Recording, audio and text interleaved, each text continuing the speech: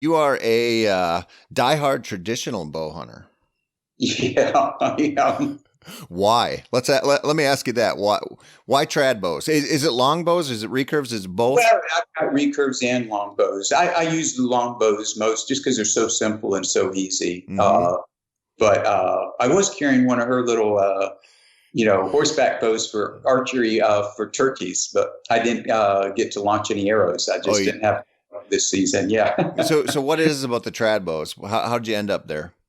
Well, it's because I'm old enough to have started there. Mm-hmm. I started with that and loved it. And then, of course, in the late 70s, I know the compounds came out in the 60s with the Allen one, but, in the 70s, they got more popular. My friends were using them. And so in 82, I did get a few compound bows. But back then, it was like the archers and bow hunters were like the R&D for the bow companies. They Mm-hmm. put things out whether they work or not. It's improved so much. I know you get great bows now, but I had like every bow I got, they'd sell it to me at 80 pounds or 85 pounds, and then it would blow up and break in half and everything. So I went through a lot of bows in 2 years, and I just said, I think the old way worked with me. Yep. So I went right back to that. Yeah, kind of love it. Yeah, you hear. I mean, anybody who's been hunting with a trad bow a long time has flirted with the compound thing at some point. Usually gone in for a couple of years and come back out. And to a lesser extent, you hear about people who are compound shooters go the trad bow route, give it a couple of years, and then come back around. And it's always interesting to hear why people choose to go the route they do. Yeah, I don't know. For me, the challenge of hunting is getting close. Trying to get close to the game. It's not like I'm the best shot or anything, but I try to get close enough that I can't miss. Yeah. Well, that's kind of there's that long range trend going on right now out there with rifles and with compounds, and it's just such a dangerous thing for us, optically. The PR of it all is pretty bad, and it's pretty scary when anybody can, fling an arrow at 100 yards and film it and put it up on YouTube, and there's no governing body or anything saying, "Hey, maybe don't show this." It's it's not doing us any favors. And now the long range rifle thing where you see people shooting 1,000 yards at elk. It's so refreshing to know people are choosing, going, I was only shooting 20, 30 yards anyway, so I might as well shoot a weapon I enjoy close and just bring it to the game. Yeah, I agree with you there. And I know the compound bows are fast, but anything at 100 yards, the animal only has to change its mind and just take one step, and doesn't matter how good a shot you make. Yeah. Well, that's a whole nother can of worms. There are very, very, very few individuals out there who are skilled enough to make 100-yard shots on, at the range, let alone in the field. And very few of them should be doing it and filming it, in my humble opinion. So, but we can leave that as is. It's cool to, we saw your background a little bit earlier. You had a pile of bows there. You must be a little bit of a bow collector as well, huh? Oh yeah, I'm bad about that. I don't know. I might have 80 or something, but they're all beautiful. Like the neat thing about traditional bows is they're a functional thing, but they're a work of art. Even the ones that don't shoot that well for me, look beautiful, and Yep. the craftsmanship in them, and especially those old ones. And there's some pretty crazy ones. Ones made by the Glasstream Bow Company. They Mm-hmm. just fishing poles, solid fiberglass fishing poles in one handle. That's amazing. You've written a couple books. Your latest one is all about blood trailing, isn't it? Yes, yeah, that's exactly right. I write articles for magazines. I've been doing that for a long time. I started out trying to write a article on blood trailing. It just kept getting more and more involved. I go, oh, I'll have to make a series. And then I just said, well, I think I'll go ahead and put it all in one package. And so I ended up with this book. And it turned out pretty well. I'm happy with it. Tell our listeners what it's called before we get too far along Oh, here. it's Tales of Trails. And it says finding game after the shot. and it's pretty comprehensive. It talks first about the animal's physiology, the anatomy and physiology, and what wounds do, how wounds kill. Which the first chapter is pretty serious subject and stuff, but it is also interspersed with stories, like different wounds and how that affected the blood trail, and whether it was a fast blood trail or a harder blood trail, and like that. And then it goes on to talking about what hunters are well advised to do at the time of the shot, how to go about trailing when blood's present, and then also how to trail without blood present. I sometimes take a little exception to the term blood trailing, because really what we're trying to do is just find any sign, not just blood. Yep. And then the book goes on and starts talking about different types of terrains that might be tricky, like water. Florida, we're full of water, there's other terrains that make tracking more difficult. Let's see, another thing. Well, anyhow, the last chapter is probably going to be your hardest dogs. Tracking with dogs. Have you been around that much? Yeah, I'm no expert on dogs, but I've had. I'm on my second dog, and she's wonderful. I wish she could slow down. She's wants to track at a very fast pace, which is hard when you're going through thick and stuff. But she's got a good nose, and she just loves to hunt.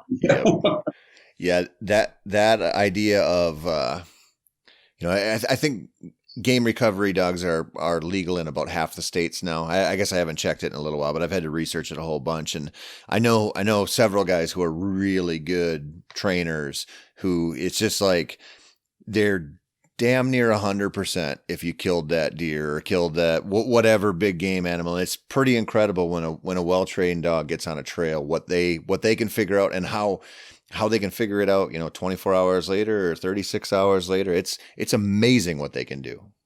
That's exactly right. And that's the problem too for the handler is, if the wound isn't fatal, you got to make a decision sometime, because the dog is going to be able to keep going. Yeah. Well, I've heard both ways on that. Jeremy Moore, who we had on this podcast and I had on my sporting dog podcast, he's told me, he said, you can read them 5-10 minutes into the blood trail and go, wow, this deer's still alive. It's almost always a shoulder hit. People will call them and say, oh, I drilled this one, but I can't find it. Then they figure out, yeah, you hit it in the shoulder, and that deer, at least with the dog on that trail, still alive. And so some trainers I've talked to, they know that they can pull their dog off pretty quickly just by reading the dog. So that's wonderful. I only have limited experience in both exuberant dogs that love to be on it, and I have not. I mean, I can get on a trail where I've, decided there's just no way that a deer that's going to fall to this wound is still on its feet. So it must not be as a severe wound as I was told, and yet my dogs don't want to stop. They're as exuberant as they were at the very beginning. So, I don't know. Different breeds might be different, and then he just might be exceptionally gifted as a handler. He is that for sure, and his dogs get on a lot of deer recoveries. So it's just an accumulation of experience, I think. When you watch a young dog hunting pheasants, they, once they know what they're after, they're excited about all of them. But when you watch a 6-7-year-old dog, you can tell when that dog knows the pheasant's close versus running an old track or a bird that flushed out before you. You can. So I'm sure it's just a really good handler mixed with a dog with lots of experience, and then some of that stuff starts to bubble to the surface. I've been on a ton. I've trailed a bunch of deer and other critters in my life, and it drives me absolutely nuts to have anybody else there most of the time, because I run into these issues of people moving too fast or immediately saying, well, there's so much blood, it should be here, so we didn't do something right, or the second guessing creeps in. When you're writing a book like that and you're trying to do this comprehensive book on trailing, do you kind of Did it at some points, did it feel hopeless to be trying to give advice to this? Because it seems like people are kind of kind of not really receptive to blood trailing advice a lot of times. I do know what you mean. Blood trailing in a group, it can be frustrating at times, especially if you have the mindset that you're looking for any little change that might give you a clue, and other people are rushing ahead, and then you see an overturned leaf, and you're not sure whether it's a clue or whether one of your buddies is up there. But you know, a lot of times when you're blood trailing, it's going to be messed up because the people come and get you after they've given up. You know, they're not, you're not involved in it from the first bit. So it's just kind of part of the thing. But yeah, if I'm blood trailing for myself, I kind of like to do it my own way. Yeah, I got a couple buddies I don't mind having on a blood trail because we work pretty well together and everybody kind of understands the drill. But man, I have been on some blood trails with people where I like, if you want to see me get angry fast, so get somebody on somebody impatient on a blood trail who's just looking for a corpse. It drives me freaking nuts. Well, I can understand that. I have been on cases like that too, where somebody like that will end up finding the buck or finding blood or something 200 yards from where we're looking. Yeah. So sometimes it works, but it can be frustrating if you're getting more sign to try to filter through. You're not playing the lottery here. This is a process, and it's kind of. You were mentioning before we got on the air here about, you were talking about playing guitar, and I was thinking about that because I play guitar too, and I just think maybe this is just me getting older, but there's certain things in life like learning an instrument or blood trailing deer where there's just a process to it. And yeah, with the deer situation or any big game that, there's an infinite amount of variables. You're down in Florida and they're going through water, and I'm up in, northern Minnesota and they're doing something else, or snow, or, whatever. But there's steps you got to take to consistently be successful. And it's hard to see people go, oh, I'm just going to shortcut this and wander off toward the sunset, See, that's kind of my thought with the book was that, like you mentioned about your friend's dogs, that they track so many deer. They've done it so many times and he's watched them. Well, a lot of hunters don't have that experience where they haven't tracked a zillion deer. It sounds like you have, but there's a lot of people who haven't. And so the idea of the book was for somebody who maybe has, 10 or 30 deer under their belt, that there's some tips that they could learn from. And, you probably know I'm still learning today. I mean, I know I've trailed more than 1,400 animals. I tried to figure it out when I was sitting down to write the book, and I've still learned something new or pick something up. So what was I realize this is probably in the book, but what was the craziest one that you learned the most from? Oh God, I wish I had one that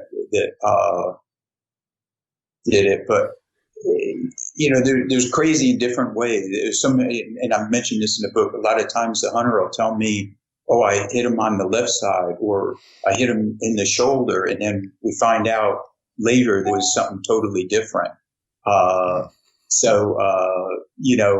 It can be crazy in that way that you've made some assumptions that turn out you're doing the trailing on the wrong thing.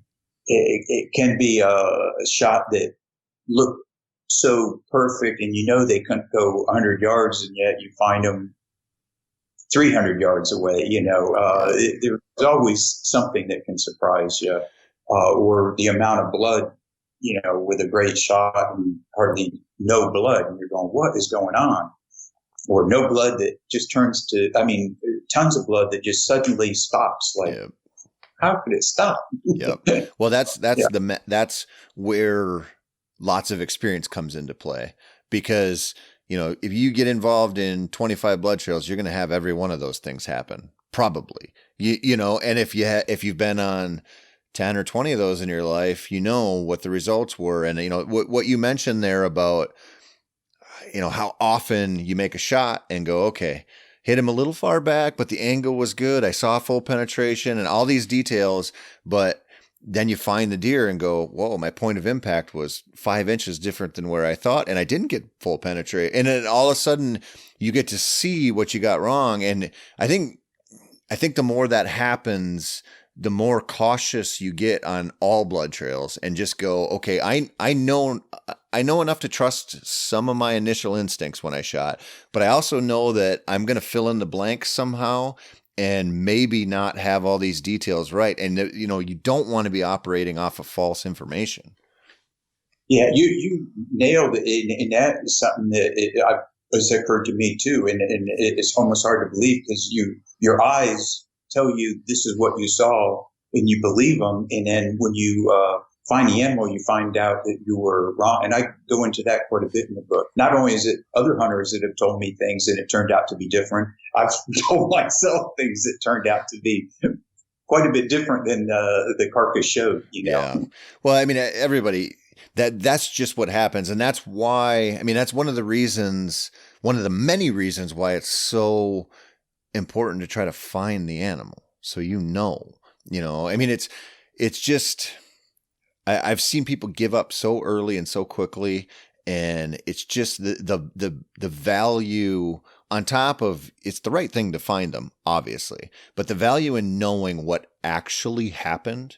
How did your gear perform? Like where did your mind short circuit and what did you tell yourself happened versus what really happened? And how did this deer react when this happened or whatever animal?